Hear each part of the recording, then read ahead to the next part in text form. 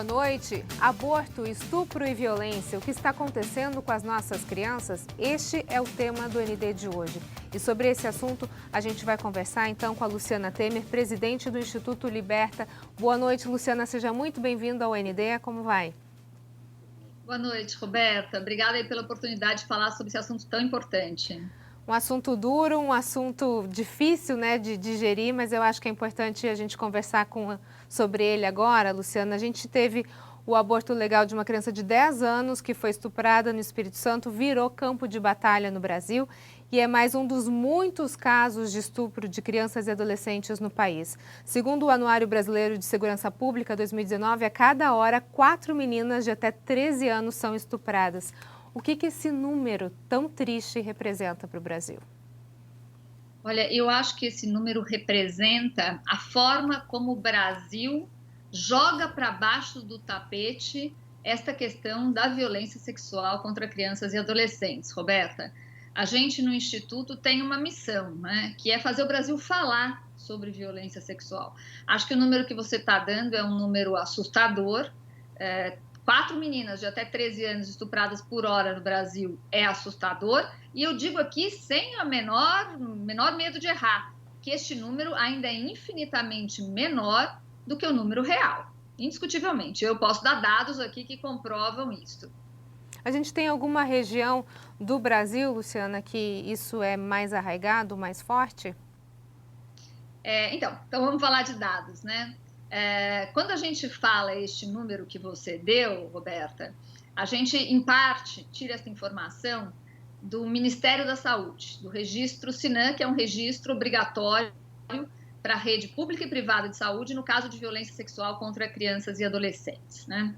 Se eu pegar o registro SINAM da saúde de 2011 a 2017, eu vou descobrir que eu tenho mais ou menos cerca de 3 a 4 crianças estupradas por dia. Este dado é mais antigo do que este que você citou, este seu é mais atual.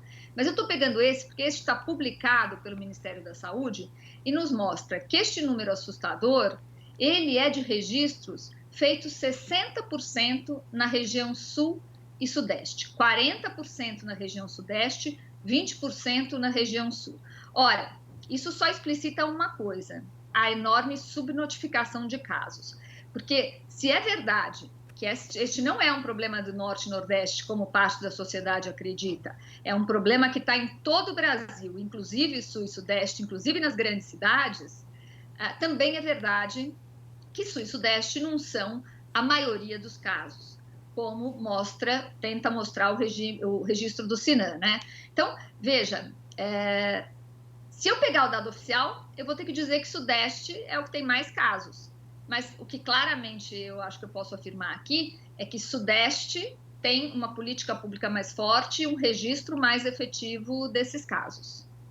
É uma realidade muito dura essa que a gente vem acompanhando, principalmente agora depois desse caso da menina do Espírito Santo, né, que fez o aborto no Recife. Muitas pessoas se comovendo, a questão da infância, da adolescência, o que está certo, o que está errado nisso, jogo de interesses. Está uma confusão, é uma batalha que a gente vem enfrentando quando a gente toca nesse assunto, Luciana? Eu acho que não podia ser, né, Roberta? Não podia ser uma batalha. Na verdade, eu acho que pessoas mal intencionadas transformaram isto numa luta ideológica e numa batalha, quando isto é inadmissível, né? A gente está falando, vamos dar um caso aqui, que é este caso emblemático, mas eu gosto sempre de lembrar, eu tenho falado bastante sobre esse caso. Este caso é um caso tristíssimo, trágico, emblemático, que vira o estômago de todo mundo. Mas é um caso, no meio de milhares de casos que o Brasil tem como este. Então vamos pegar este caso para dizer o seguinte: esta menina é uma menina de 10 anos, estuprada desde os 6. A gente teve um probleminha de conexão, vamos ver se volta. A gente vai para um rápido intervalo e na sequência a gente fala mais um pouquinho sobre aborto, estupro e violência, os dados aqui no Brasil. Não sai daí, é um minutinho, a gente volta já já.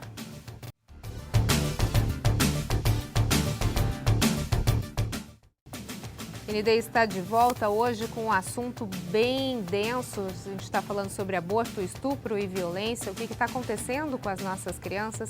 E sobre isso a gente conversa hoje com a Luciana Temer, presidente do Instituto Liberta.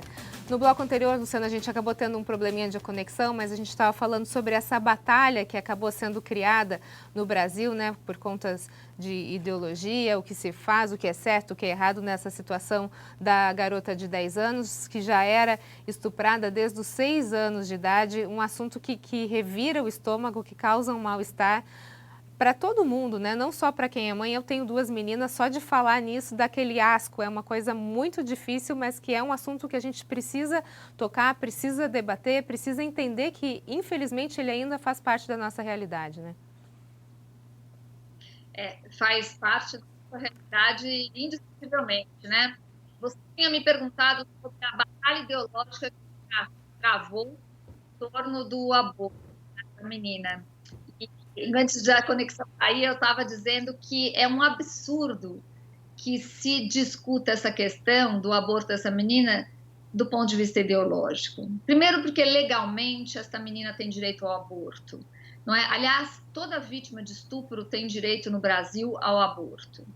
Segundo, porque do ponto de vista, inclusive, do perigo de vida para essa menina, com 10 anos, uma gestação é uma gestação de risco. Portanto, essa menina incide em 2 permissões legais para abortamento, tanto por ter sido vítima de estupro, quanto por ter perigo de vida para a gestante. Ou seja, sob qualquer aspecto que se olhe para essa questão, não é possível discutir o direito desta menina a este aborto. Então, isso em relação à batalha.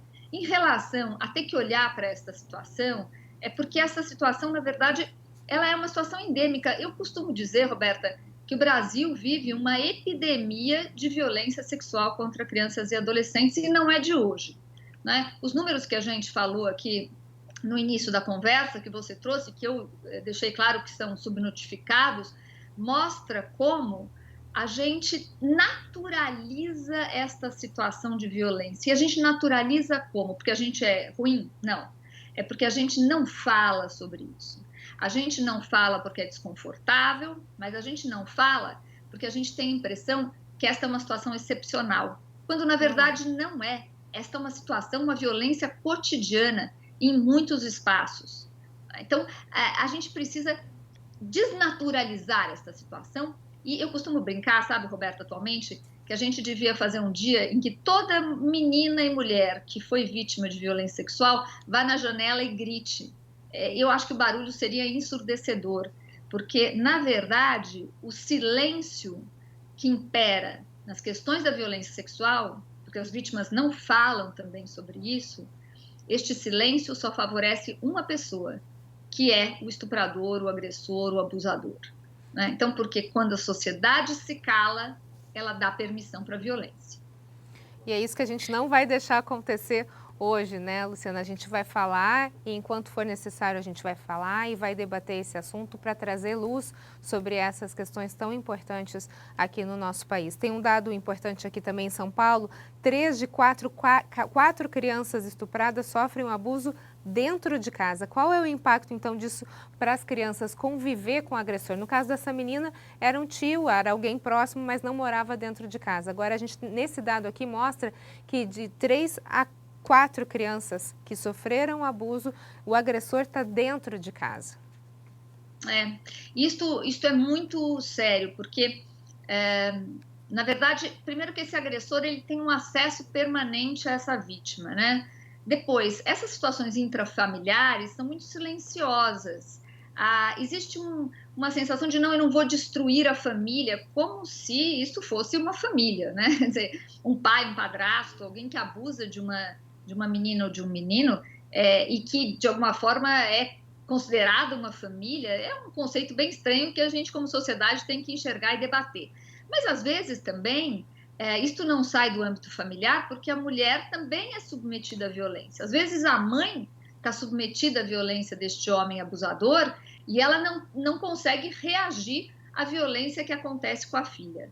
Mas, às vezes, também, esta mãe que já passou por esta violência quanto criança e que sobreviveu, olha para essa situação e diz: minha filha vai sobreviver, eu sobrevivi, a vida é assim mesmo, né? E essa lógica de a vida é assim mesmo, de que eu não vou destruir, desconstituir essa família e que eu não vou me expor, às vezes eu não vou expor a minha filha, Tem famílias, Roberta, que acham que se eu falar sobre a violência que minha filha ou meu filho sofreu, eu vou estar expondo a meu filho, a minha filha, e isto vai estigmatizá-lo. O que não deixa de ser verdade, porque a nossa sociedade estigmatiza, Sim. sim, a pessoa vítima de violência sexual. E a gente tem que mudar essa mentalidade. Mas vamos entender aqui juntas, Roberta, quem não fala sobre a violência sexual sofrida por si ou por seu filho, ou seja, está protegendo o violador e está perpetuando esta prática perversa. A gente pode É só isso falar que que a é gente tem que fazer. cúmplice de um crime? É cúmplice desse mesmo crime quem não denuncia? A omissão, ela faz a gente cúmplice, né? A omissão faz a gente cúmplice. E é muito duro dizer isso, sabe, Roberta? Porque a gente não quer acusar as pessoas aqui. Até porque as pessoas têm travas internas em relação à questão da sexualidade muito sérias, né? Sabe o que eu costumo sempre chamar atenção? Quando alguém é vítima de sequestro, ela conta para todo mundo, né? Ninguém tem constrangimento de ser vítima de sequestro. Quando eu roubo o meu celular, eu conto para todo mundo que ninguém tem problema que roubaram o seu celular. Agora, a pessoa vítima de violência sexual, ela se cala. E ela se cala porque existe um constrangimento social, como se o constrangimento pudesse ser da vítima e não do abusador. Não é? Então, a gente precisa mudar toda a nossa cabeça, Roberta, a sociedade inteira, entender que esta menina não é culpada do que aconteceu com ela, que eu não tenho que perguntar qual era a postura, o que ela disse, como ela sentou, que roupa ela usou. Porque a verdade é que no imaginário das pessoas existe uma culpa na situação da menina que é abusada. Agora, tem algumas atitudes da criança que a gente consegue identificar que está tendo algum tipo de abuso? A literatura traz algumas situações, né? Então, se a criança muda de atitude, para de comer, não dorme direito, entra num processo de comportamento mais agressivo ou mais recolhido. Mas eu vou ser muito franca com você. Primeiro, isso não é minha especialidade. Segundo, que eu, como mãe, nunca usei esses critérios. Eu acho que a melhor forma de você identificar uma situação não é adivinhar, é abrir espaço para que a sua filha, o seu filho, o seu aluno, a sua aluna fale. Como é que a gente abre espaço para que seja dito? Quando a gente fala sobre isso. Então, por exemplo, vamos pegar a história das escolas. Por que é tão importante falar sobre sexualidade nas escolas? Porque quando a professora, o professor, fala de forma adequada para a idade que está trabalhando sobre sexualidade, ele abre uma porta de comunicação. A criança pequena que está sofrendo uma violência e não sabe ainda que violência é essa ou o que está acontecendo, na fala do professor, ela pode identificar que isso é uma violência sexual e pode, na verdade, responder, né, na verdade, contar para o professor o que está acontecendo. E o jovem que encontra na escola um espaço aberto e acolhedor de discussão, que diga para ele e para ela que eles não são culpados, mas são vítimas, isto abre um canal de comunicação. Então, tudo isso para dizer o seguinte: falem com seus filhos, com suas filhas, com seus alunos, com seus sobrinhos, sobre sexualidade, sobre violência sexual, não é? E digam para eles: se você sentir qualquer desconforto, fale comigo, porque eu vou acreditar em você. Porque a criança tem que saber que o adulto vai acreditar nela. Isso é importante, né? Ter um canal de confiança onde a criança consiga se expor e se sinta confortável, né, Luciana? Acho que esse é o principal passo nesse momento, né? O primeiro passo é ter alguém de confiança que não saia nem falando, nem espalhando, sem entender a real situação, para ajudar essa criança a tirar ela dessa situação. Eu não tenho dúvida de que essa é a melhor. Ao invés de ficar buscando sinais, tenha conversas francas, né? E essas conversas francas são o melhor caminho para que a criança ou adolescente abra para você uma situação. Agora, esteja pronto para acreditar, né? Porque o que acontece, Roberta? A gente vê que muitas vezes uma criança fala de alguém e a mãe fala: não, mas esse senhor é um senhor ótimo. Não, ele já não. Você entendeu mal, não é? Isso não pode acontecer. Quando uma criança, um adolescente fala de uma situação de desconforto, tem que acreditar. Até porque 99% dos casos é verdade. Pode haver um problema de uma confusão da criança ou até uma maldade da criança, até pode, mas não é o que se tem como regra. como regra, a criança está falando a verdade. A gente vai para um rápido intervalo e na sequência a gente fala um pouquinho mais sobre esse tema tão importante, aborto, estupro e violência, o que está acontecendo com as nossas crianças. É só um minutinho, não sai daí. Eu volto já já.